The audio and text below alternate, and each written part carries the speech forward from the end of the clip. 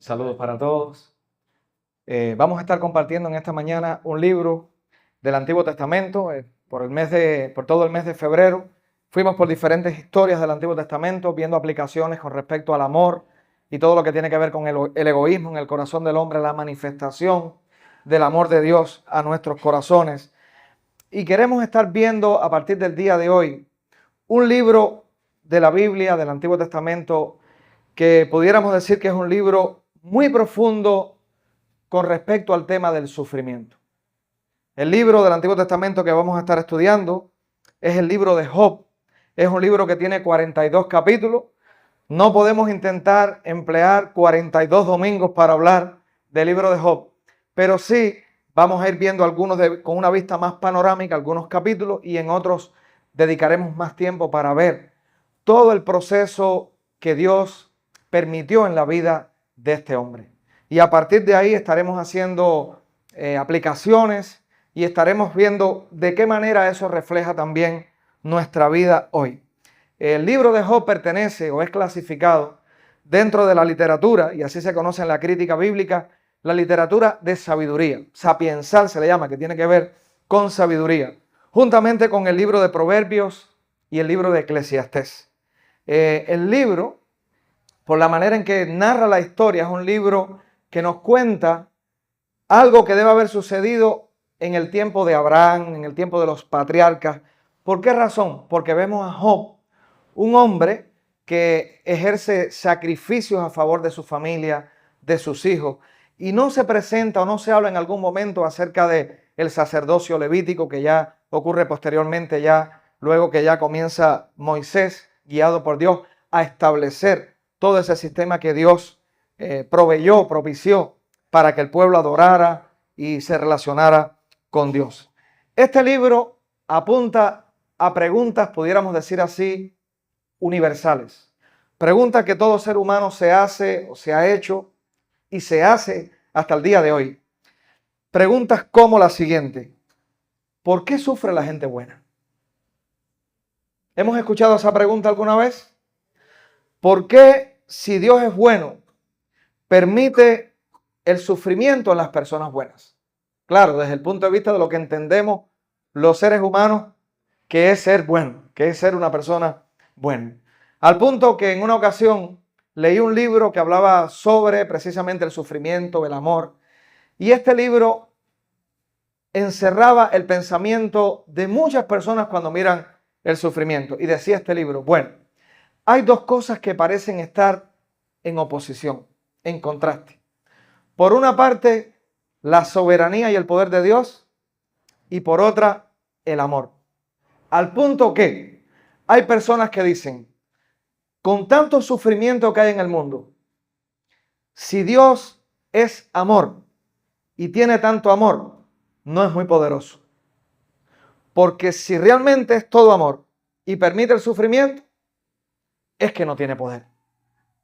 Otra conclusión a que muchas personas llegan, estas son conclusiones no bíblicas, por supuesto, es la siguiente: bueno, si Dios es poderoso, si Dios es el todopoderoso y la gente sufre, ¿eso quiere decir entonces que Dios no tiene o no es amor?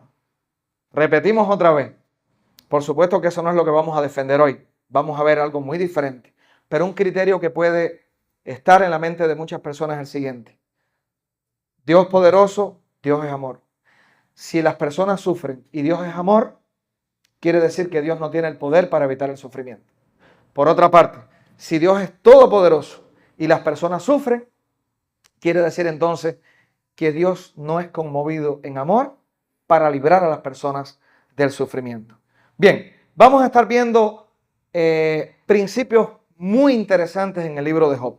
Vamos a estar viendo cómo el sufrimiento puede venir a la vida de cualquiera, incluso cuando esa persona está viviendo una vida recta, una vida cercana a Dios, una vida en una verdadera conexión con Dios.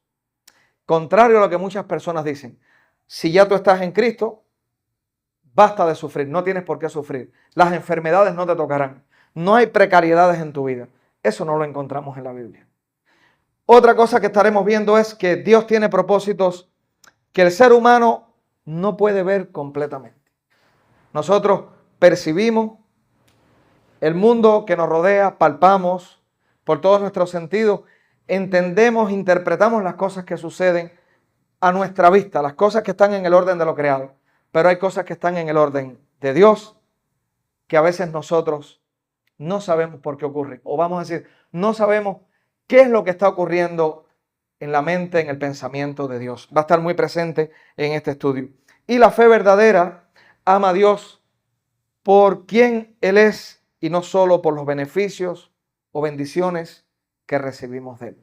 Todo eso lo vamos a estar viendo en el capítulo de hoy. Así que Job, capítulo 1, y vamos a comenzar leyendo la descripción que se nos hace acerca de la vida de Job. Ponemos delante de nuestra vista Job, capítulo 1, los que tengan Biblia, y está en pantalla también. Hacemos una oración y leemos. Señor, gracias por esta oportunidad. Gracias porque hoy podemos meditar en este libro del Antiguo Testamento, un libro que según muchos estudiosos de la Biblia, críticos bíblicos, es una historia que está en los comienzos prácticamente de la humanidad. Un hombre que nos describe la Biblia, lo veremos en un momento, que es un hombre justo, recto, entregado a ti, Señor, pero que experimentó gran sufrimiento. Queremos a través de esta historia entender un poco, Señor, por qué la gente sufre y qué posición tienes tú delante del sufrimiento. Así que pedimos tu dirección para que estos estudios que vamos a estar realizando puedan ser de gran provecho, fortaleza para nuestra fe y también para nosotros servir de consuelo para otros que estén atravesando dificultad. En el nombre de Jesús, amén. Bien, Job capítulo 1, versículo 1, leemos. Hubo en tierra de Uz un varón llamado Job, y este hombre era perfecto y recto, temeroso de Dios y apartado del mal. Y le nacieron 7 hijos y 3 hijas. Su hacienda era 7,000 ovejas, 3,000 camellos, 500 yuntas de bueyes, 500 asnas y muchísimos criados. Y era aquel varón más grande que todos los orientales. E iba sus hijos y hacían banquetes en sus casas, cada uno en su día, y enviaban a llamar a sus 3 hermanas para que comiesen y bebiesen con ellos. Y acontecía que, habiendo pasado en turno los días del convite, de la fiesta, Job enviaba y los santificaba, y se levantaba de mañana y ofrecía holocaustos, sacrificios, conforme al número de todos ellos. Porque decía Job, quizá habrán pecado mis hijos y habrán blasfemado contra Dios en sus corazones. De esta manera hacía todos los días. Bien, este capítulo comienza describiendo la persona de Job. El texto nos está diciendo que era un varón, un hombre perfecto y recto, temeroso de Dios y apartado del mal. Y esto realmente es crucial para el mensaje que nos va a transmitir el libro. Estamos partiendo entonces de un hombre, según decíamos al principio, ¿por qué sufren las personas? Buenas. En esa clasificación entraría Job, ¿verdad? Bueno, vamos a ver un poquito más desglosado la descripción que se hace de él. Lo primero, hablando de su carácter. Bueno, era recto, temía a Dios, rechazaba el mal. Su carácter, sus valores, los principios que regían su vida, eran principios que le inclinaban completamente hacia Dios y a depender de Él y a temerle y adorarle, ¿verdad? Bueno, una segunda característica, resumiéndola y desglosándola, es que era un hombre próspero. Por todas las yuntas de bueyes que vemos que describe el texto, por todas las propiedades, las pertenencias, los bienes materiales que Job tenía, era una persona próspera, ¿sí? Era una persona que tenía también una gran familia. Estos convites, estas fiestas que hacía, las hacía con un grupo numeroso que en armonía vivían como una familia saludable, pudiéramos decir. Algo más que vemos también es que tenía una gran influencia social. Atraía a miembros de la familia que venían a ese convite para ser parte de esa gran celebración que realizaba. Era un hombre socialmente también influyente, pudiéramos decir. Y en último lugar, y creo que es muy importante resaltarlo, era la vida espiritual de Job. Aunque ya hablamos del carácter recto, justo, una persona con equidad, en la parte de la vida espiritual era una persona devota a Dios, temerosa de Dios, intercedía incluso constantemente por sus hijos. Es difícil para nosotros de momento entender hoy, bueno, el holocausto, cómo es que intercedía por ellos. Estamos hablando que es en el comienzo, antes incluso, al parecer, que Dios estableciese el sistema que Él trajo como medio para reconciliación a través de los sacrificios y los sacerdotes levitas. Pero ya encontramos a Job realizando una labor de adoración y de sacrificio, buscando el favor y el perdón de Dios para él y para su familia. Un hombre espiritualmente consagrado a Dios. Bien, diríamos hasta aquí, este es el hombre ideal. Su carácter, una persona intachable. Su prosperidad, bueno, ni el dueño de una MIPYME hoy, por lo que estamos viendo hoy. Era un hombre rico, era un hombre con muchos recursos y con una familia muy saludable. Y en tercer lugar, encontramos con una vida espiritual próspera también. Bueno, ¿qué sucede con la vida de Job? Vayamos al versículo 6.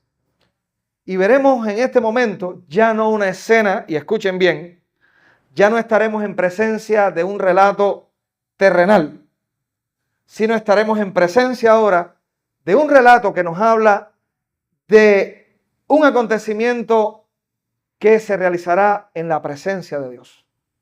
Es decir, vamos a estar en presencia de un conflicto, de un intercambio de ideas, ya no en el plano terrenal, sino en un plano más elevado. Vayamos al versículo 6 y dice así: un día vinieron a presentarse delante de Jehová los hijos de Dios, entre los cuales vino también Satanás. Punto importante, hacer una pausa.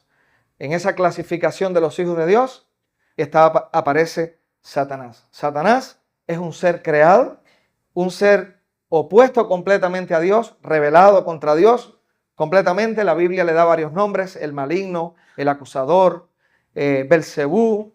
Hay muchas descripciones en la Biblia, nombres y vamos a decir sobrenombres que se le da que describen el actuar maligno del diablo. Un punto importante que debemos resaltar, y es que el diablo no es el homólogo de Dios. ¿Qué quiere decir? Aunque se opone a Dios y es un ser espiritual, no es alguien que está en la misma condición de Dios, ni es otro Dios, ni tampoco es un omnipotente como Dios. Es un ser creado que se opone a Dios, pero no es el homólogo de Dios. Bien, y dijo Jehová, versículo 7, a Satanás: ¿de dónde vienes? Respondiendo Satanás a Jehová, dijo: de rodear la tierra y de andar por ella. Y Jehová, disculpen, versículo 8. Y Jehová dijo a Satanás: ¿no has considerado a mi siervo Job, que no hay otro como él en la tierra? Una característica más que se agrega a lo que ya venimos viendo. El mismo Dios, emitiendo un criterio sobre Job, está diciendo: no hay otro como él en la tierra. Muy interesante esas palabras. Varón perfecto y recto, temeroso de Dios y apartado del mal. ¿Cuál fue la respuesta del diablo? Versículo 9. Respondiendo Satanás a Jehová, dijo: ¿acaso teme Job a Dios de balde? ¿Acaso no hay razones contundentes para que Dios te tema? Miren ahora el pensamiento de Satanás. ¿No le has cercado alrededor a él y a su casa y a todo lo que tiene? Al trabajo de sus manos has dado bendición. Por tanto, sus bienes han aumentado sobre la tierra. Pero extiende ahora tu mano y toca todo lo que tiene, y verás si no blasfema contra ti y en tu misma presencia, en tu misma cara, te va a negar. Dijo Jehová a Satanás: he aquí todo lo que tiene está en tu mano. Solamente no pongas tu mano sobre él. Y salió Satanás de delante de él. Una pregunta para continuar viendo la escena. Job, aquel hombre temeroso, íntegro, recto, próspero, ¿tenía conocimiento de lo que estaba sucediendo en esta reunión? ¿Él sabía que estaba haciendo material de estudio en ese momento? No lo sabía. Muy importante tenerlo en cuenta. Bien, entonces lo que estamos viendo es que Satanás está acusando a Job delante de Dios. Dios diciendo, el hombre más recto de toda la tierra. Pero el diablo está usando un argumento que puede ser en muchas ocasiones el argumento de muchas personas, pero que puede ser realmente incluso la experiencia de muchas personas. ¿Cuál? Job le está diciendo, mira, el amor que él tiene hacia ti es por toda la prosperidad que tú le has dado. ¿Eso es lo que está diciendo? Job te ama, Job te adora, Job se rinde a ti, por supuesto, porque tú lo tienes colmado de bienes. Entonces, ¿qué pensamiento se deriva de ahí? Bueno, la fe de Job es una fe, al final, egoísta, centrada en sus intereses personales, y mientras tú les estés dando a Dios, este va a estar respondiendo. Dígame si de alguna manera eso no se puede hacer presente en la vida de muchos. Muchos pueden intentar buscar un Dios. No estoy hablando ni del Dios verdadero, porque para eso tiene que haber una verdadera conversión. Buscar un Dios que le llene la barriga, que le resuelva los problemas. En una ocasión, siendo pastor en un lugar de Artemisa, hice amistad con creo que eso lo he contado. Ya cuando vamos poniéndonos mayores repetimos los cuentos. Eso es broma. Hice amistad con alguien que tenía una moto como yo y nos ayudábamos. Él no era una persona creyente. Pero tuvimos mucha cercanía, le regalé Biblia y siempre había un diálogo, había una oportunidad para hablar acerca del Evangelio. Le nace una niña y frente a la casa pastoral había una iglesia católica romana. Y en una mañana de domingo vemos que él está allí junto con un grupo más de padres para bautizar a la niña. Y nosotros tenemos otro entendimiento del bautismo. Y yo me le acerco y le digo, después, no en ese momento, ¿por qué llevaste a bautizar a la niña a la iglesia católica romana? ¿Para qué lo hiciste? Para ver cuál era su creencia. Me dijo, ¿sabes qué pasa? Yo me agarro de todo lo que de alguna manera me garantice protección. Es decir, le servía ese bautizo y cualquier otra cosa, pero algo sobrenatural que desde su punto de vista le ayudara a tener protección. Bueno, esa es una fe que predomina, diríamos nosotros, en casi todo el mundo. Ay, Dios mío, hay que creer en algo. Hemos escuchado esa expresión. Hay que buscar algo en qué creer. Y cuando se dice eso, lo que se tiene como concepto es algo que de alguna forma me garantice cuidado, protección, prosperidad. Eso es lo que quiere decir. Esa no era la fe de Job. Pero el diablo estaba acusando a Job de que básicamente esa era su creencia. Él te ama, Él te adora, Él te sigue por todos los bienes materiales, por toda la prosperidad que tú le has dado. Entonces, la pregunta que se deriva de todo esto que hemos visto es, ¿puede alguien amar a Dios simplemente por quien Él es y no por los beneficios que puede dar? Si decimos que no, cerramos hoy mismo el templo, cerramos la iglesia y nos vamos. Claro que sí, ¿verdad? El llamado que Dios ha hecho a sus hijos, la experiencia cristiana verdadera, es aquella que ama a Dios por lo que Él es y no por lo que Él puede dar. Aunque estoy seguro que todos cuando oran dicen, ay Señor, bendíceme. Ay Señor, cuídame. Porque está ese deseo de recibir la bendición, el cuidado de Dios, la provisión de Dios. Claro que sí. Pero lo que este pasaje nos está indicando es, más importante o lo primordial en el orden de amar a Dios y desear la bendición de Dios es desear a Dios más que a sus bendiciones. Es gozarnos más en Él que en las bendiciones que Él nos da. He dicho esto en otros momentos, que lo leí en un libro que habla acerca de los deleites de Dios, es el título del libro. Y este autor dice, Dios tiene sus competidores en la tierra. Hay muchas cosas que compiten con Él y que tratan de robarle su protagonismo. Y dice este autor, ¿sabe qué es? Su propia creación, las cosas que Él ha creado y las bendiciones que Él da. A veces el ser humano se enfoca más en lo que puede recibir de Dios que en el Dios mismo. Y Job, en este texto, va a ser desafiado por el mismo Satanás delante de Dios para ver si realmente él amaba a Dios o amaba las riquezas que Dios le había dado.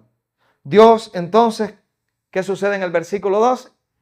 Dios permite que Job sea probado. Leemos otra vez el versículo 2.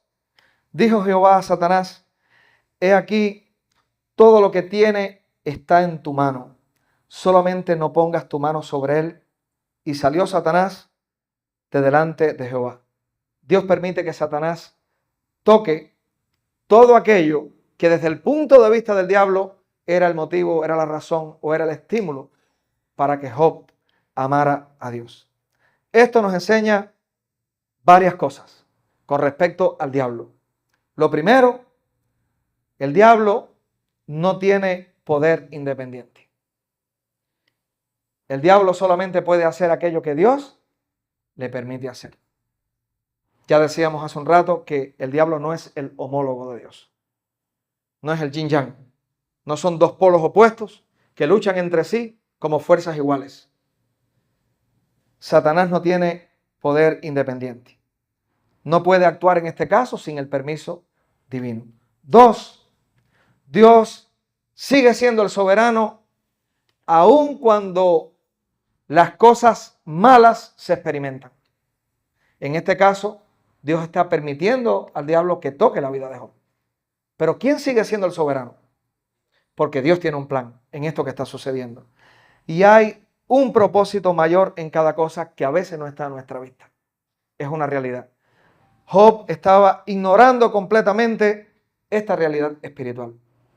Posiblemente con ojos, vamos a decir de esta manera, lineales, horizontales, naturales, Job podía llegar a ver todo lo que le estaba sucediendo como una serie de calamidades terrenales que le llevaban a una experiencia de fatalismo.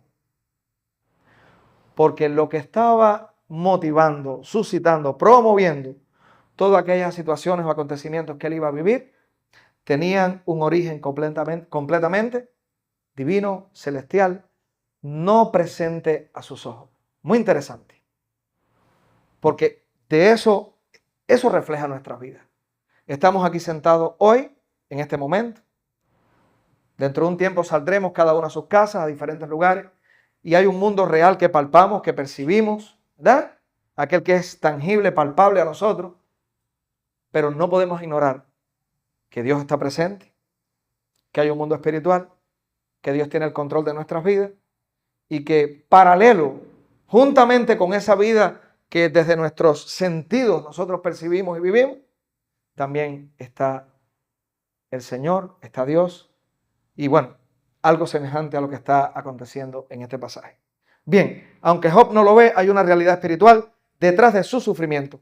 Nuestras vidas solo ven las escenas terrenales y a veces nuestros ojos están totalmente velados a las escenas celestiales que pueden estar ocurriendo paralelamente, donde nuestras vidas pueden estar siendo centro de atención en ese momento. Bien, vamos a ver entonces la tragedia que experimenta Job. Vayamos al versículo 13 y dice así: y un día aconteció que sus hijos e hijas comían y bebían vino en casa de su hermano, bebían vino en casa de su hermano el primogénito.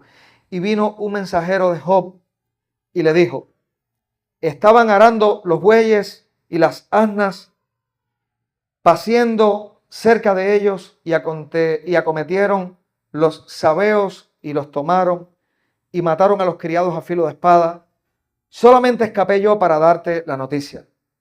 Aún estaba hablando cuando vino otro que dijo: fuego de Dios cayó del cielo, que quemó las ovejas y a los pastores y los consumió. Solamente escapé yo para darte la noticia. Todavía estaba hablando y vino otro que dijo: los caldeos hicieron 3 escuadrones y arremetieron contra los camellos y se los llevaron y mataron a los criados a filo de espada, y solamente escapé yo para darle la noticia. Entre tanto que hablaba, vino otro que dijo: tus hijos y tus hijas estaban comiendo y bebiendo vino en casa de tu hermano el primogénito. Y un gran viento vino del lado del desierto y azotó las 4 esquinas de la casa, la cual cayó sobre los jóvenes y murieron. Solamente escapé yo para darte la noticia. En un solo día, Job pierde bueyes, asnas, ovejas, camellos, siervos y sus 10 hijos. Está fuerte. Entrego en tus manos a Job, solamente no permito que toques su vida. Es una acumulación de tragedias. Es una avalancha de calamidades que a cualquier ser humano los llevaría a la situación más triste que pueda haber experimentado en su vida, ¿verdad? Este texto describe de una manera muy rápida, muy sencilla, muy sintetizada, hechos suficientes para destruir humanamente a cualquier ser humano, ¿verdad? Es, pudiéramos decir, un colapso total en la vida de Job. Lo importante a notar, y ya estamos llegando a los últimos 4 versículos del capítulo de hoy, 3 versículos, es cuál fue la respuesta de Job. Versículo 20. Entonces, es decir, cuando Job ya tuvo conocimiento de todos estos acontecimientos, entonces Job se levantó y rasgó su manto y rasuró su cabeza y se postró en tierra y adoró. Y dijo: desnudo salí del vientre de mi madre y desnudo volveré allá. Jehová dio y Jehová quitó. Sea el nombre de Jehová bendito. En todo esto no pecó Job, ni atribuyó a Dios despropósito alguno. Creo que debemos leer otra vez este pasaje, más despacio. Entonces Job se levantó y rasgó su manto y rasuró su cabeza. Esto es enseñar de luto, de sufrimiento profundo. Y se postró en tierra y adoró. ¿Qué significó ese acto de postrarse en tierra? Tú sigues siendo el rey y yo sigo siendo tu siervo.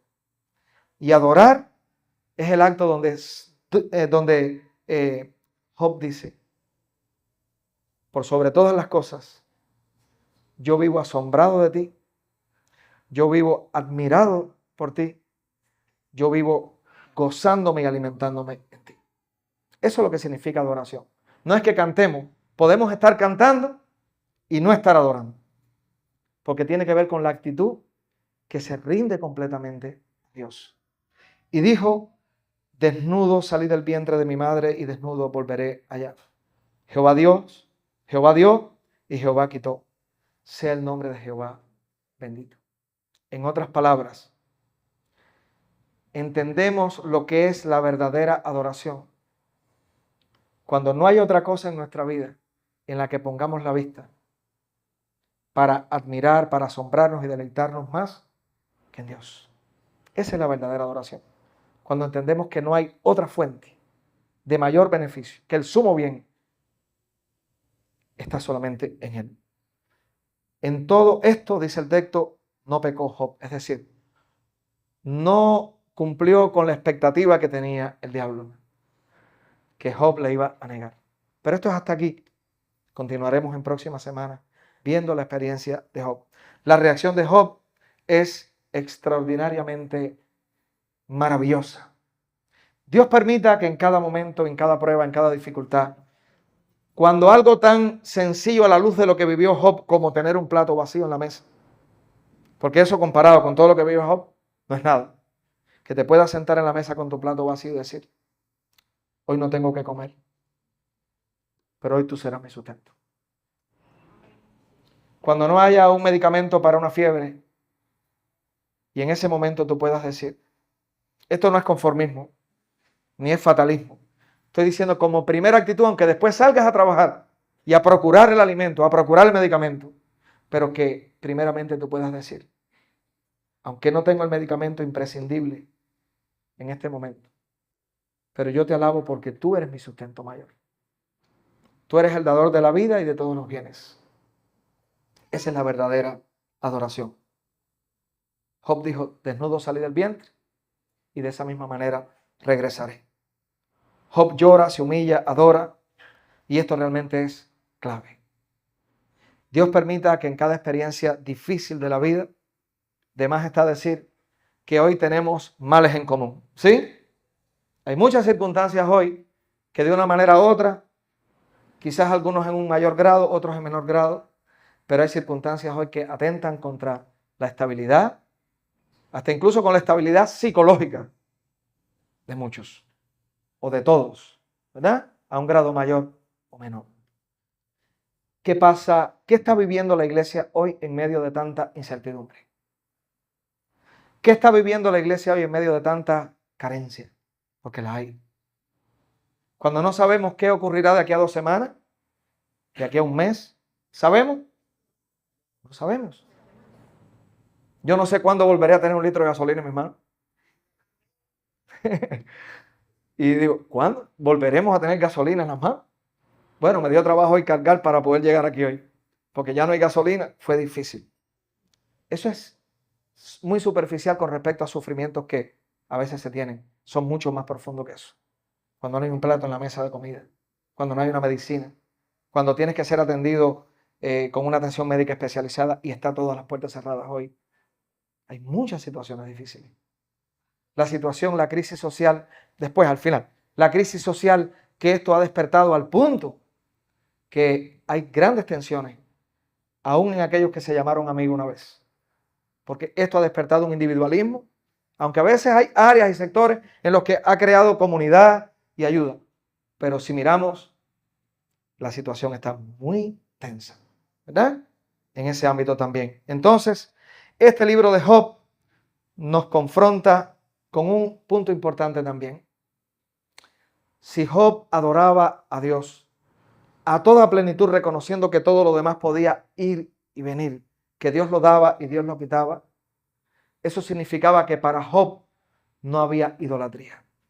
No había dentro de todos los bienes materiales, dentro de toda aquella riqueza, prosperidad y familia bonita, no había algo que se interpusiera como objeto de adoración antes que Dios, ¿verdad?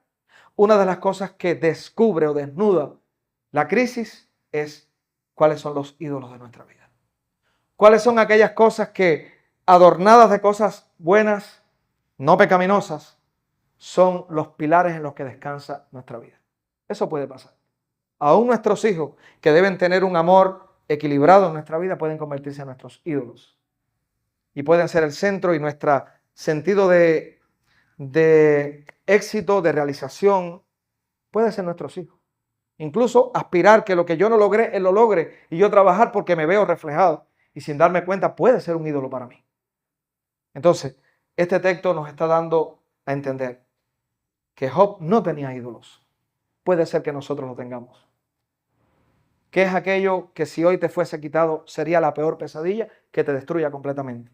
Cuidado, puede estar la indicación que eso es uno de esos ídolos. No estamos hablando de un eleguá, ni estamos hablando de cosas que no son religiosas, de cosas que son buenas, pero que se pueden convertir en el centro de tu vida, de tu atención y de tu regocijo.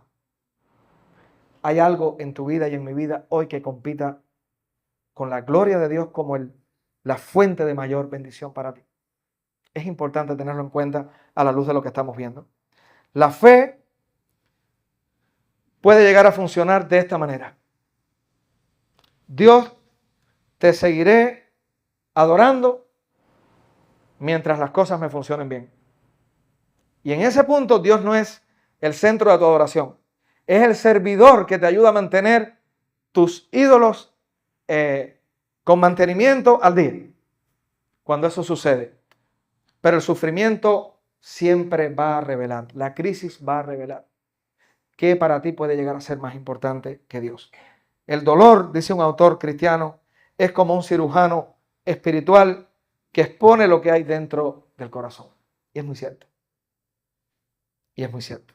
Entonces, para ir concluyendo. Bien, aquí se contrasta, vamos a decir, se pone en contraste, en oposición, la fe, pudiéramos decir, utilitaria, funcional, de la fe verdadera, bíblica en el Señor.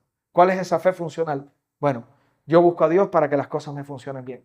Yo busco a Dios mientras todas las cosas me vayan bien. O yo busco a Dios para garantizar que todo marche bien. La fe verdadera no es esa. La fe del cristiano que ha entendido el Evangelio de Jesucristo, del cual hablaremos dentro de un momento, no tiene ese enfoque ni ese es el pilar en el cual se sostiene. La gente que lo mira de esa manera ama a Dios solamente por sus beneficios. Y eso es lo que el diablo estaba pensando que Job tenía como pilar de su vida. Esto nos confronta seriamente. Una pregunta para ti. ¿Amas a Dios? Por supuesto que como buen cristiano, ¿qué vamos a hacer? Sí. ¿Cómo se evidencia en tu vida que Dios es tu mayor gozo? ¿Qué reina en tu vida? Hay una canción muy ocurrente por ahí que en vez de hablar de la alabanza, habla de la quejabanza. No sé si han escuchado eso. ¿Qué predomina más en ti? La alabanza, y vamos a apropiarnos de esa idea de la canción. ¿La alabanza o la quejabanza? Ay, esto está así. Ay, esto sucede de esta manera. Qué mala me va la vida. Pero qué situación. ¿Qué reina más en ti? La alabanza, no lo estoy diciendo para cuestionar, solo para pensar. ¿Amas a Dios por lo que te da o amas a Dios por lo que Él es? Gloria a Dios si es por lo que Él es. ¿Verdad? ¿Qué es lo importante? ¿Es Dios mi salvador o simplemente mi proveedor? Son dos cosas diferentes. El proveedor se centra en la tierra, en lo que me va a dar aquí. El salvador se centra en la visión integral. El allá, en la eternidad y el aquí. ¿Es tu salvador o es solamente tu proveedor? La prueba del sufrimiento, como ya decíamos, va a revelar siempre realmente dónde está anclado tu fe, tu corazón y expectativa. Hay realidades importantes tenerlo en cuenta, invisibles detrás de tu vida y de mi vida. Job no era consciente de lo que estaba sucediendo a ese nivel celestial, a ese nivel divino.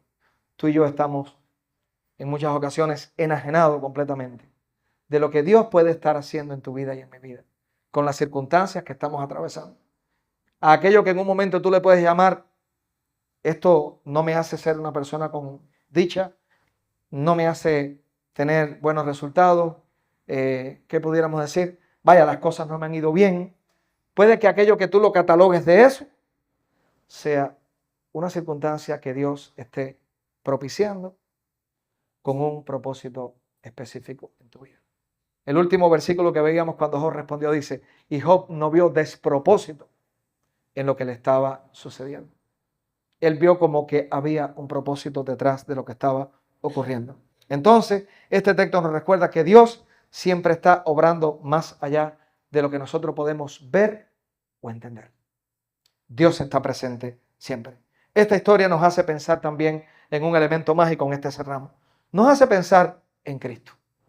Job fue un hombre justo, según lo describe el mismo Dios, comparado con otros, estaba por encima de otros, sufrió, no para traer salvación, simplemente en una prueba que al final veremos que esta prueba aún llevó a Job a un nivel mayor de integridad, de adoración, lo veremos más adelante.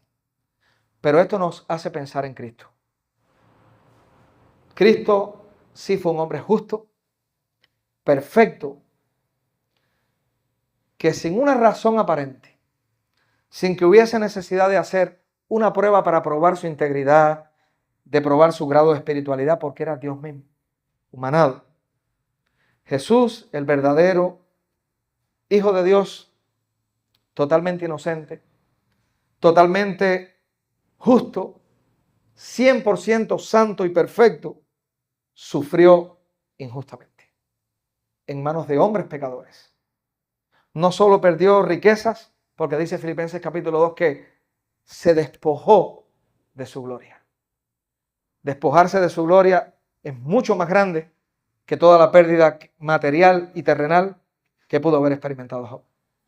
Cristo se despojó de su gloria, se desarropó de todos sus privilegios, derechos, honra, con el propósito de humanarse y venir a morir con una muerte injusta.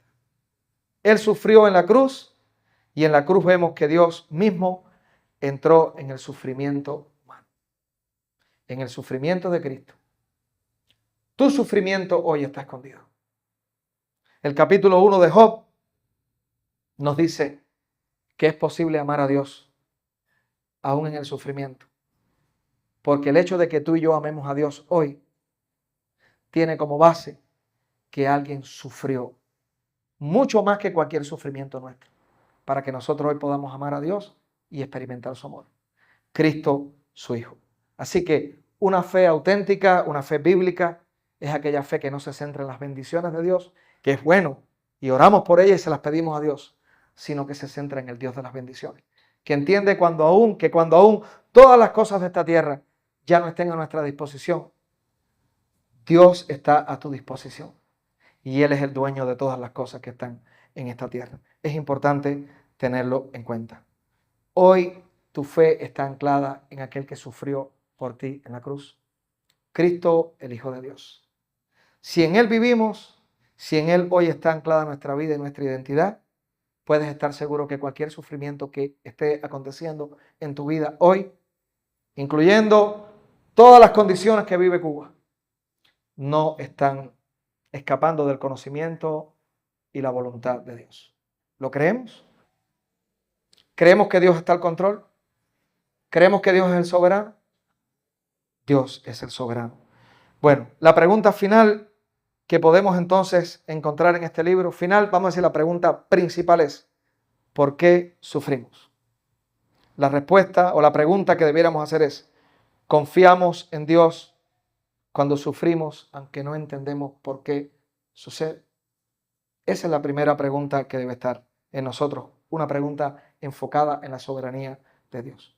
Confío en Dios cuando no entiendo por qué estoy sufriendo.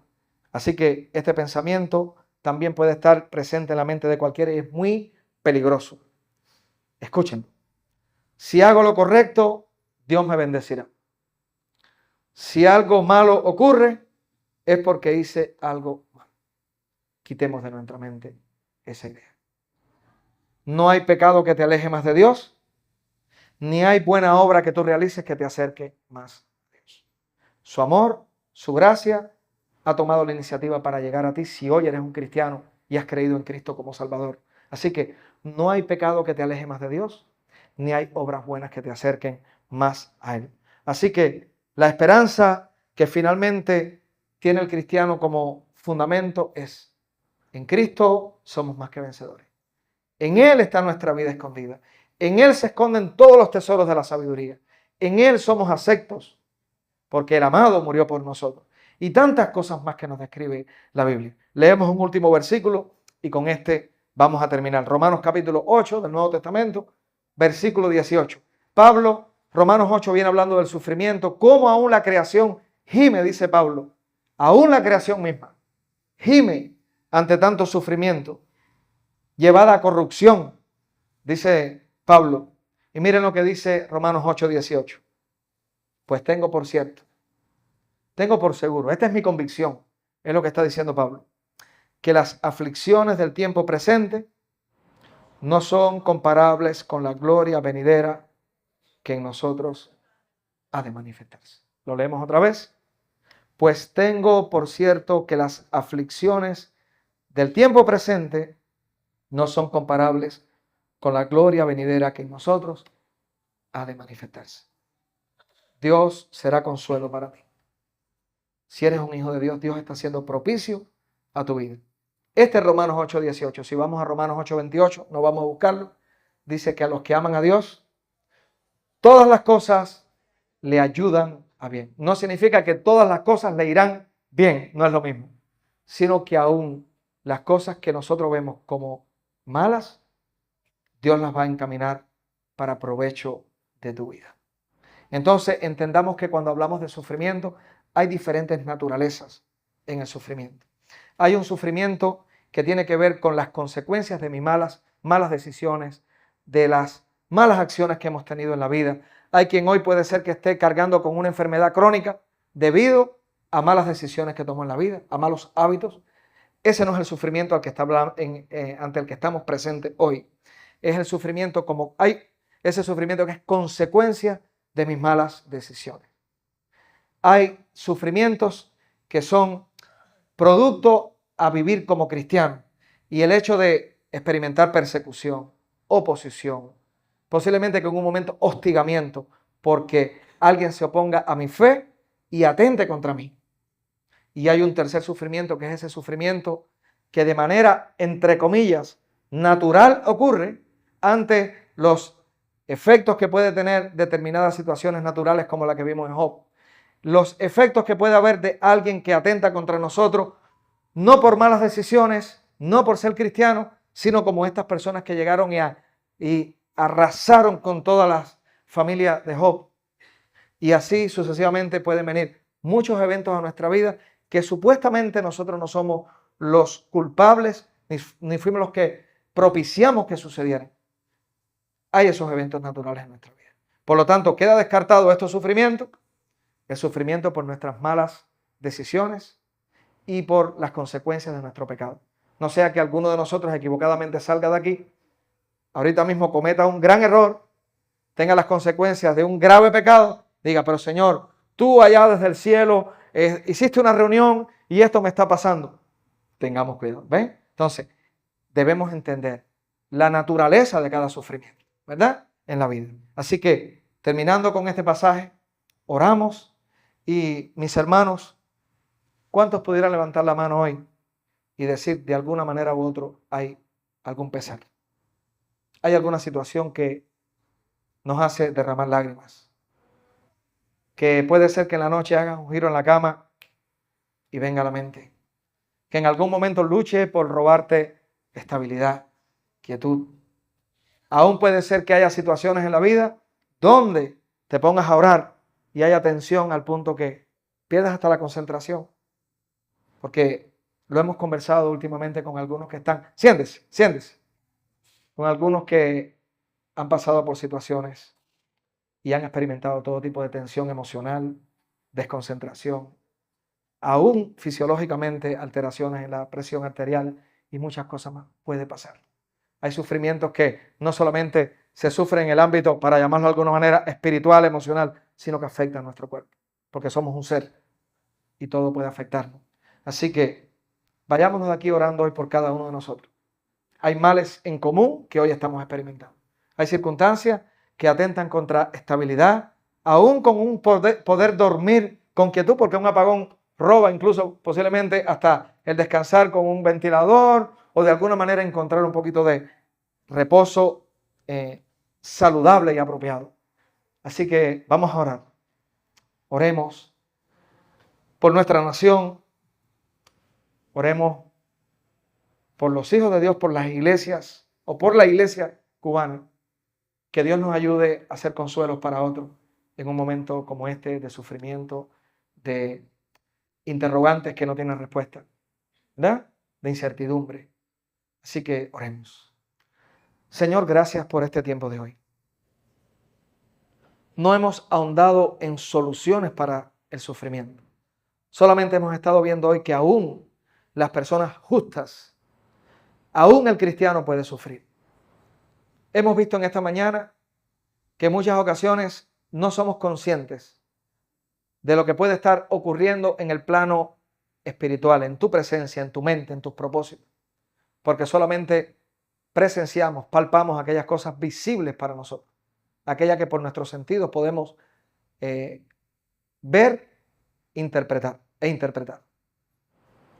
Pero queremos salir de aquí hoy estando conscientes que tú estás siempre obrando en nuestras vidas, que tú eres el soberano Dios por encima de todas las cosas y calamidades que en este mundo ocurren, que nada escapa de tu consentimiento ni de tu plan. Queremos entender también hoy que ni aún el diablo es tu homólogo, ni aún cualquier fuerza espiritual que se levante puede estar a tu nivel. Solamente hacen lo que tú permites hacer. Haznos entender también hoy cuál es la naturaleza de nuestros sufrimientos. Haznos entendidos para saber cuáles cosas sí están en nuestras manos cambiar. Porque hay cosas que son variables, modificables, y solamente con un cambio de perspectiva podemos solucionarlas. Haznos entender cuáles son aquellos sufrimientos que no están en nuestras manos, la posibilidad de solucionar, para encauzarlos en ti y encontrar el consuelo que viene de ti. Haznos entender también cuáles son aquellas consecuencias que posiblemente todavía hoy, siendo cristianos, estemos viviendo, que sea el resultado de malas decisiones. Y son sufrimientos que han sido consecuencia de nuestras malas decisiones, que puede ser una enfermedad, una mala compañía, un matrimonio en crisis, una familia disfuncional. Pero, Señor, danos iluminación, entendimiento, para que aquellas cosas que pueden ser cambiadas, modificadas, mejoradas, dependiendo de nosotros, podamos hacerlo. Danos entendimiento.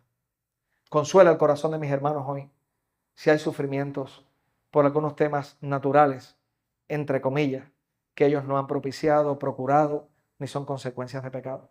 Pero son aquellas cosas que vivimos en esta vida que nos afectan. Señor, sé el proveedor de esta familia de la fe. Algo que tú dices en tu palabra que serás. Pero que cada hermano de esta iglesia, cada hijo tuyo pueda estar consciente que todo lo que reciben es tu provisión. Gracias por este tiempo, por esta oportunidad. En el nombre de Jesús.